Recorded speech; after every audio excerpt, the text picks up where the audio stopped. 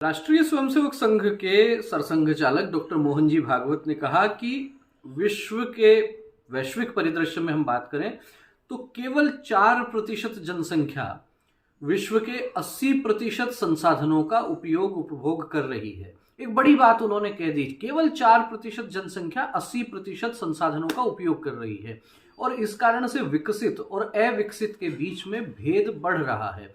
उन्होंने ये विचार व्यक्त किए जयपुर के एसएमएस स्टेडियम में एकात्म मानव दर्शन अनुसंधान एवं विकास प्रतिष्ठान की ओर से आयोजित व्याख्यानमाला में।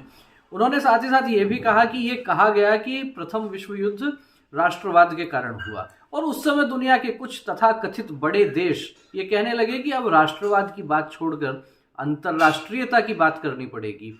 और वे देश जब भी किन्हीं दूसरे देशों के प्रमुखों से मिलते थे तो ये बात कहते थे कि अब अंतर्राष्ट्रीयता की बात करनी पड़ेगी, राष्ट्रवाद को पीछे छोड़ना पड़ेगा। लेकिन उस बात के आखिर में एक बात जरूर जोड़ देते थे कि हमें हमारे देश के हितों का ध्यान रखना पड़ेगा। ये एक प्रकार का छल था और डॉक्टर मोहन जी भागवत ने इस बात को बहुत अच्छे से स्पष्ट भी किया कि ये एक प्रकार का छल उन्हीं राष्ट्रों के द्वारा, उन्हीं देशों के द्वारा फैलाया गया जो कि अंतर्राष्ट्रीयता की बात कर रहे थे।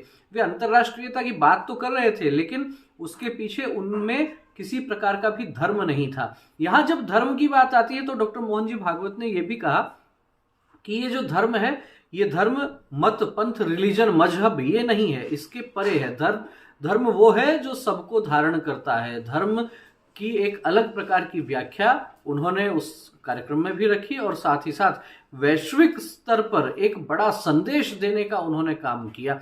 अन्य भी बहुत सारे विषयों पर वे बोले। उन्होंने कहा कि विश्व में अनेक बार आर्थिक उठापटक हुई है और जब जब आर्थिक उठापटक हुई है उसका भारत पर बहुत कम प्रभाव पड़ा है। इसका कारण उन्होंने स्पष्ट किया कि भारत की जो ताकत है वो है यहाँ के परिवार और यहाँ की जो अर्थव्यवस्था है वो बहुत सारे करोड़ों परिवारों के बीच बटी हुई है। इसीलिए आर्थिक मंदी चाहे दुनिया भर में कितना भी असर दिखाए, भारत में वो लगभग बेअसर रहती है क्योंकि एक एक परिवार अपने आप में अलग अलग एक एक यूनिट है और वो एक एक यूनिट जब इकट्ठी होती है तो समाज बनता है और समाज मजबूत रहता है तो राष्ट्र भी मजबूत रहता है।